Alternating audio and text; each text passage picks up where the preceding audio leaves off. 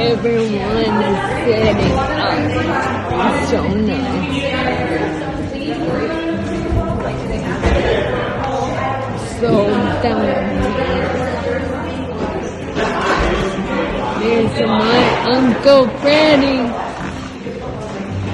Oh, hold on. I didn't. I'm just recording. Oh. I'm making a movie.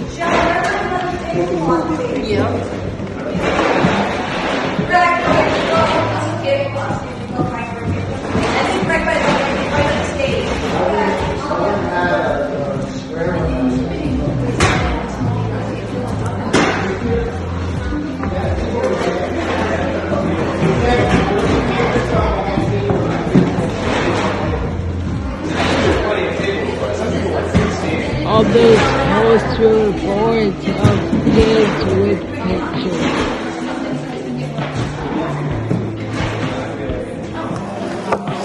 I mean, assuming what they've turned into like a burger,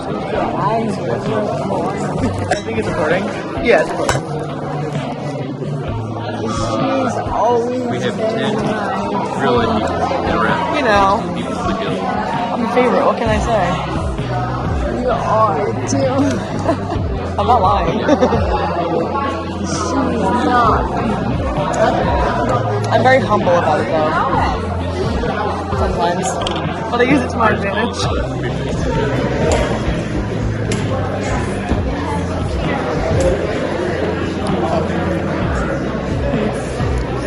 That's going on.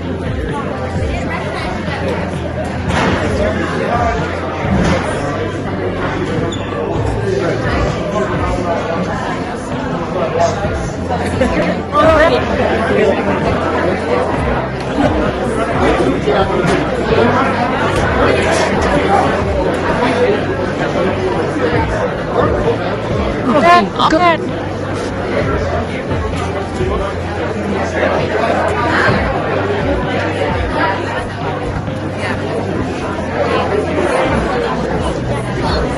Might really hurt now. Hey, Carson, I have a question.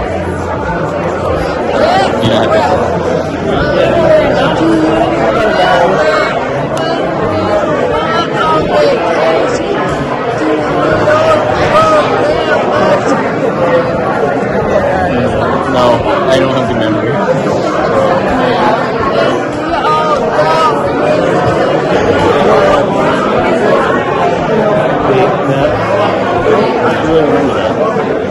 I think we got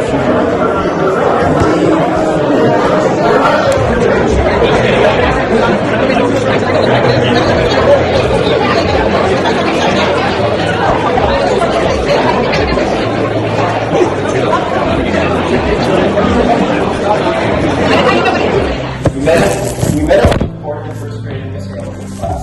Most likely out on the playground playing pirate tag or boys chase girls, or possibly at indoor recess playing with Legos.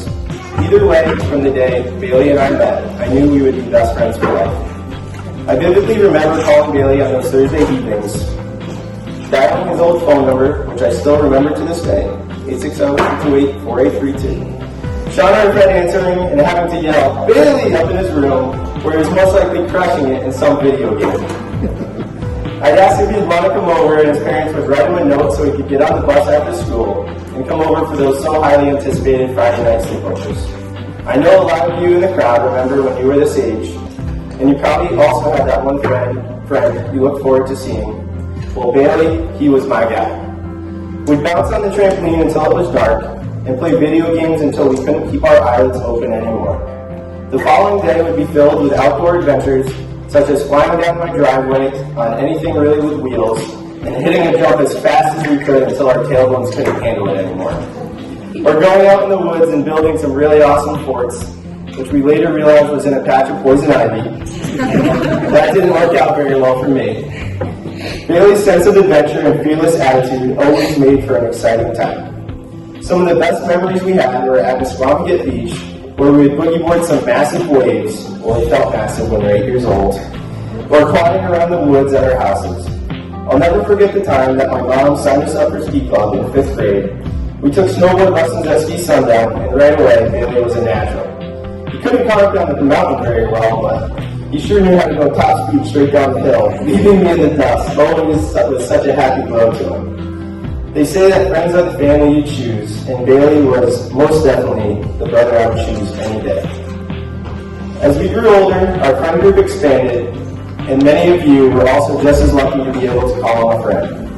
I think the one trait about Bailey, which everyone can agree upon, is that he was infectiously funny and brought so much laughter and excitement to whatever the situation may be. It might have been that $1 million smile, as his dad would say. There's just so many inside jokes that I can remember, which most just simply wouldn't understand. After graduating from Porter, Bailey went off to Women Tech, and I'm sure met many of you that are here today. Although we went to separate high schools, nothing changed.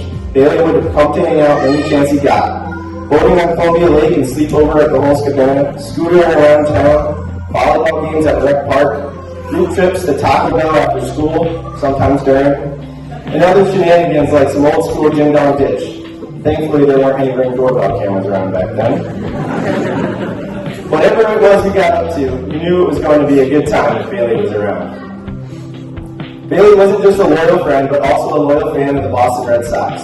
He knew all the players and would watch nearly every single game. Anytime he could get his hands on some tickets, he'd give me a call and would make a drive up to Fenway for an afternoon of baseball. Those certainly were some great times.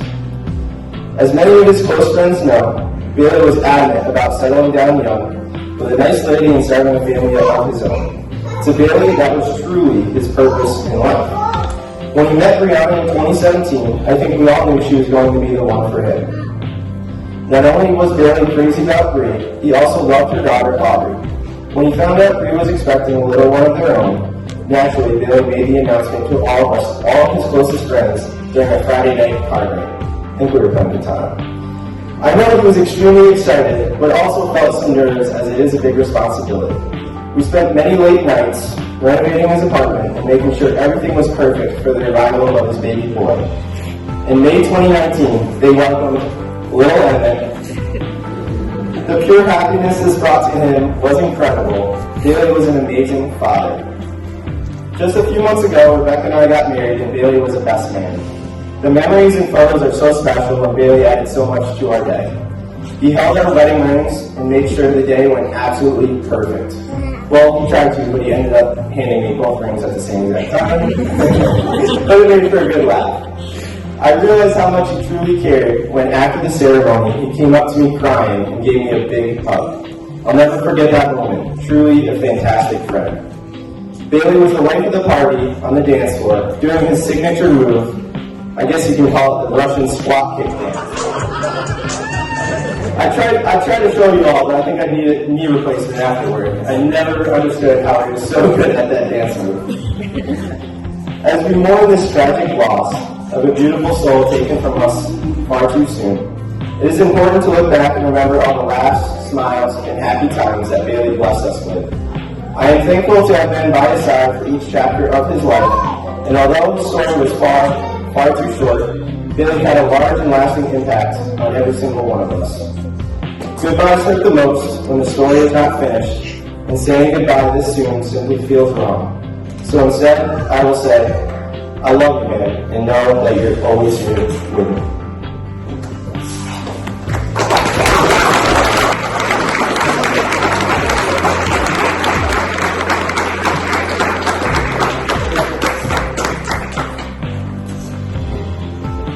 So if anyone would like to come up and just kind of open it up, you're not obligated to, but if you want to share any happy memories or funny stories or really anything at all that reminds you of Bailey and a happy time, just wanted to open it up to you all. Thanks.